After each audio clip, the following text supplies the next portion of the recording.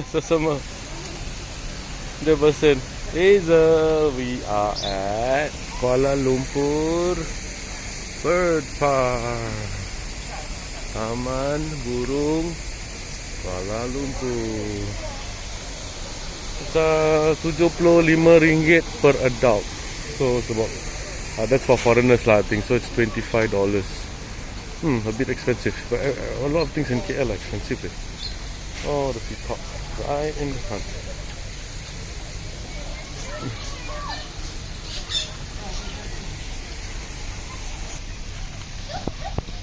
Same, different color only.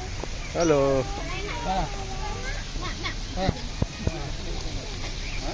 Azel, look. Dia ambil makanan di bawah. Dia ambil makanan di.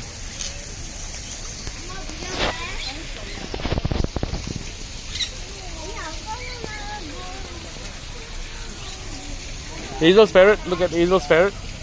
Wow.